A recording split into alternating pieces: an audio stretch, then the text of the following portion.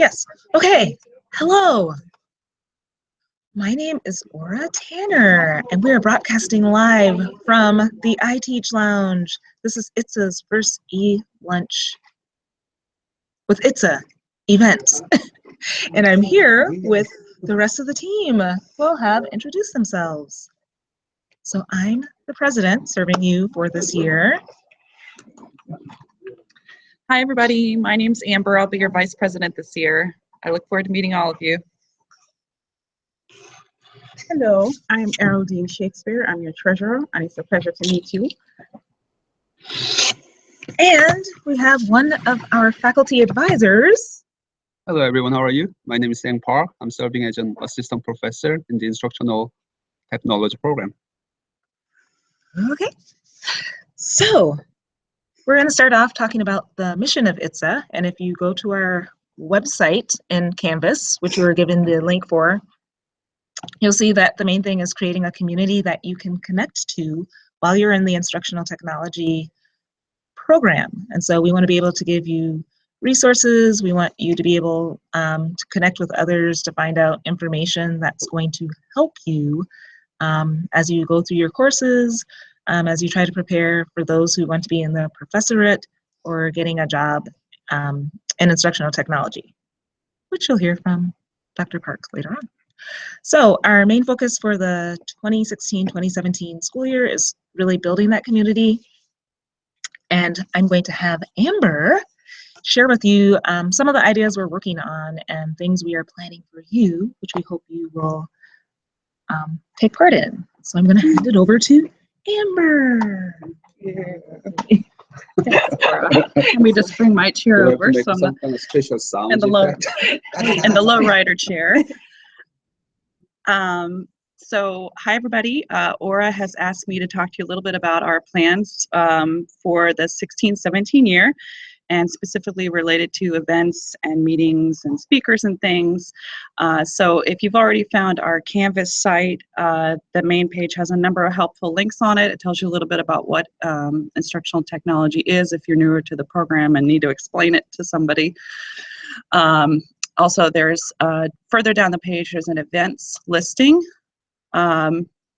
page. Sorry, I had a notification come up on the computer.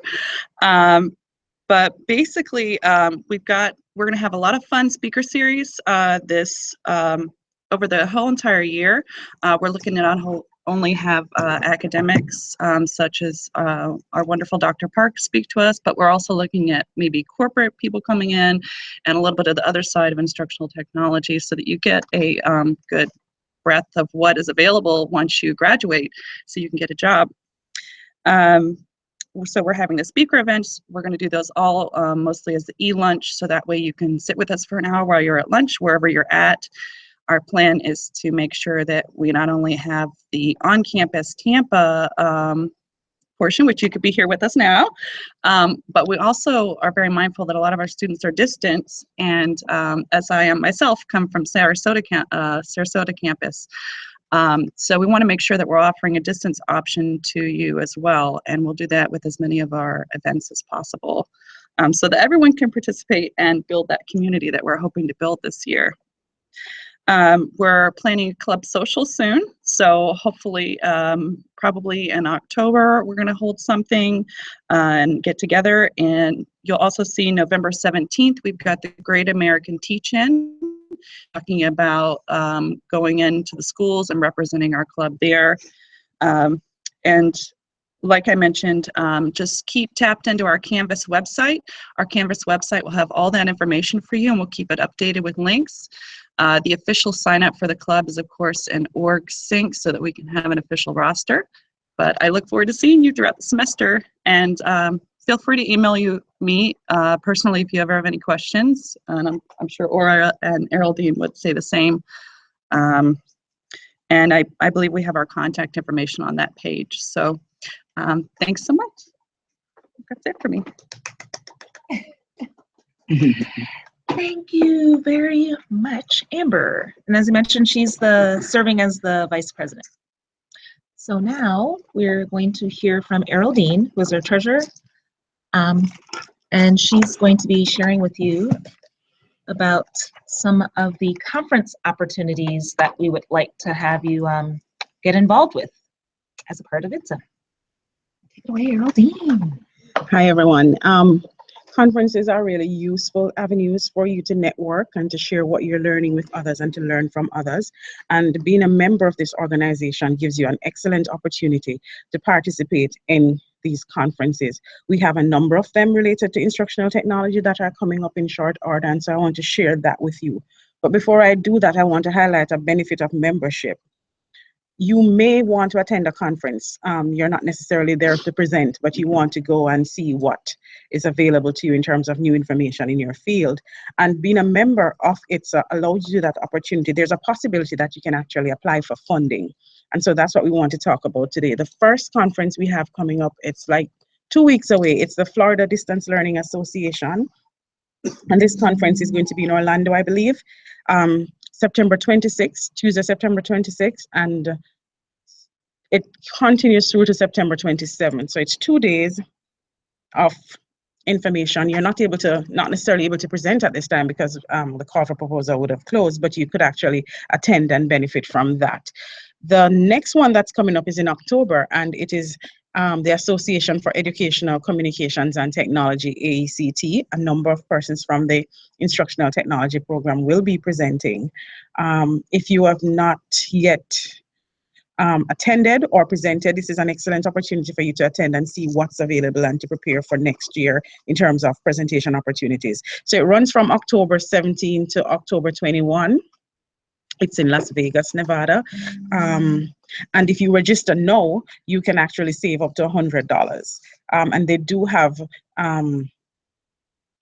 fees that are created just for students. So it's less than if you were applying as an individual from outside. So they have, what would we call those, moderated fees, right? Then we have Florida Educational Research Association. This one is pretty much next door. It's in Lakeland, and it's in November 16 to 18.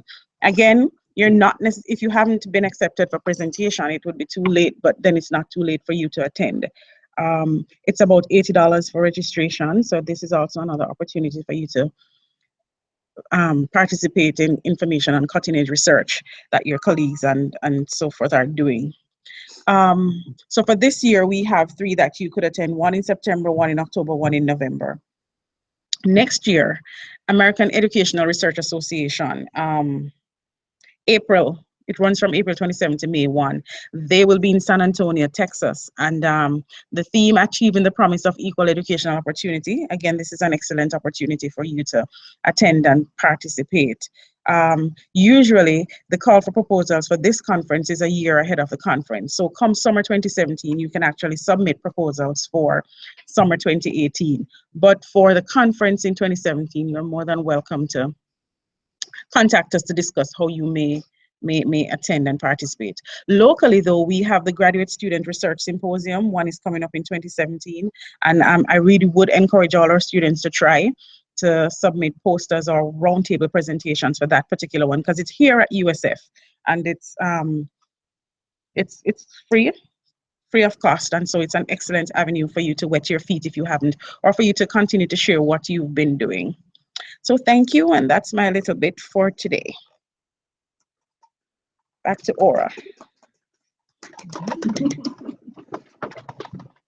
Okay, so I am going to be handing off to our major speaker, which is Dr. Park, who is one of the faculty here in Instructional Technology, and he'll tell you a little bit more about himself once he gets on.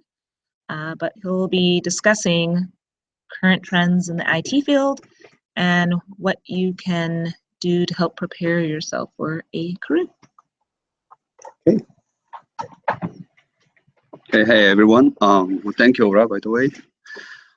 Well, I'm supposed to speak about the current trends in instructional technology today. But before that, I would like to mention how much we as a faculty member, and of course you as a student group in the program, appreciate the leadership team here of our the program Student Association, including all the members. So thank you so much for organizing this wonderful event. And although we may not have that many students today, this is a wonderful start. We'll make it bigger, and more will be interested in this event. Okay, so okay, well, the current trend, if you think about the current trend, it's not an easy task to define what the trend means and how we can think about the current trend. And it is especially true for the in the field of instructional technology, because our field changes so fast, and mostly because of the advancement of technology. So if you think back 20 years, 10 years ago, computer-based instruction, web-based instruction, those are the two key terms and the big trends in our field. Nowadays, well, thanks to the again the advancement of technology, there are a lot of different ways that we can design learning environment. It's not just about instructional material anymore, because we're trying to design a whole concept of environment where students will come in and they can connect and they can interact with each other to understand the learning content, and they can actually participate in different learning activities in order to use what they have learned. So well, speaking of that, there are several different the principles that we have to think about. The first thing is that we, as an instructional designer, we are not focused on the technology itself. Our forever goal will be how we can effectively improve students' learning, and how can we efficiently improve students' learning, and how much fun, interesting we can design so that they can be motivated and engaged. So those three things have to remember as a student in our field. Also, we have to think about how learning happens. We just mentioned about those three different things, and now, previously we believed that learning occurs by providing input and measuring output. Nowadays, it's not true. Based upon, as you know, the constructivism, social connectivism, and constructionism, all those different different paradigms, they define learning in different ways. Although at the end, we're trying to achieve the same goal: learning effectiveness, learning efficiency, and learning attractiveness. However, approaches are different. And when you combine technological innovations with different types of approaches, different types of paradigms, that determines the current trend of our field. So let me I'll give you some of the examples. Some of you may be familiar with, or many of you actually will be familiar with the MOOC, that online course which is open to the entire world, right? So there are some examples like a Coursera or edX, and or Udemy is one of the examples as well. Why they are so popular nowadays? Because that helps you be connected with a lot of people, a lot of experts in many different countries, and it is based upon the belief that you can learn from each other from different background and different in a culture. So that is the artifact of based upon the social connectivism. So that becomes one trend nowadays, because we believe that students will learn better when they are connected to each other with different group of people and different group of students. And the next thing will be the maker space. I'm sure that some of you may have heard about the term. It's basically giving the students the place where they can actually design, they can build, and they can test what they have designed.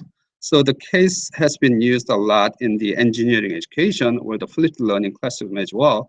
The assumption here is that it's based upon the constructionism.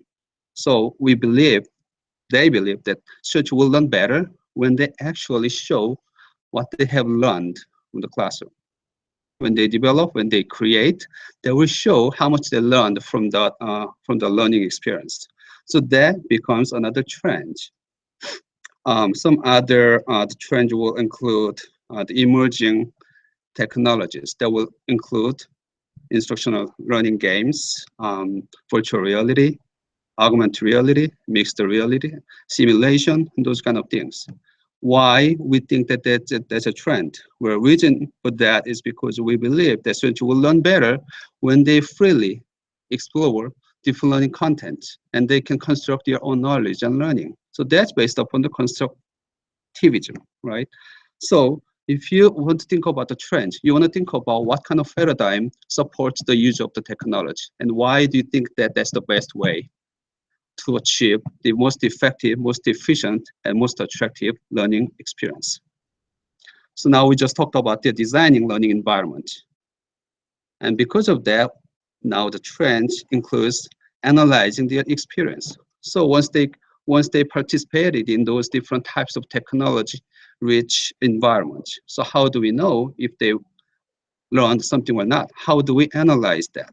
So that becomes another trend, which is called learning analytics. So the learning analytics can be applied in online learning setting or the face-to-face learning setting, or it could be just like a micro level, like just one class, or it could be open to the entire university and the higher education. So there are a lot of different ways that learning analytics can be applied in our field with different settings and different the global participants. You can also combine those two different trends into one. So for example, I understand our president, Aura, is working on the learning analytics in game designing. So you can do that too. And that's gonna be a really good the trend in the field, because there are more and more people, more and more company and higher education, K-12 level, trying to use game as a learning tool. But how do we know if learning actually happens? Based upon what evidence, based upon what condition, based upon what data? So in order to understand their learning, we need to explore what they have done already with that learning environment. So that becomes learning analytics. So we talked about, since we don't have the whole lot time right today to talk about all of the details on each one of them. So we just talked about MOOC and emerging technologies, makerspace, and learning analytics. Those are the terms. They are, I would say, kind of trends in our field. And as I mentioned earlier before this speak, the trends, it's a trend because it keeps changing. So it's our job to track what are the current trends in every year, or maybe every semester, because technology changes so fast. There are several different ways that you can check the current trends. I would recommend the first site will be New Media Consortium, and the site, you can check their New Media Consortium, and in that website, you will be able to find several different types of reports that they publish every year. And they have a particular report about higher education, K-12 level, museum education, and informal learning. So if you want to see what is going on in our field, and if you want to predict what is going to be the future trends, this will be a wonderful solution.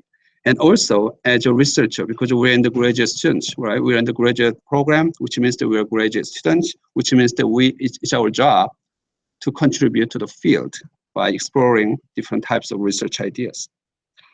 For that purpose, I would recommend you check the program books of different types of the conferences. Erdan explained you about different types of conferences already. There is an AERA, AECT, AACE, ED Media site, and some other conferences as well.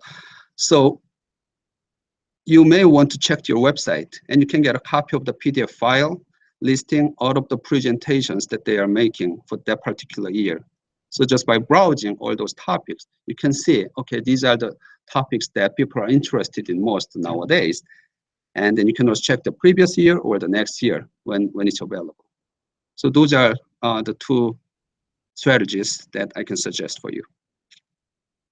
Okay, that's all for now. Bye, guys. Okay, thank you very much, Dr. Park and Amber and Eraldine. We will post those links that were mentioned by Dr. Park on the website. And actually, this broadcast will be saved, so you can access it later and hopefully view and go back and listen to the information that was shared. And I know I saw some people online earlier, but now I don't see them. Well, on this one I did. So if you have any questions at this time, you can actually post them.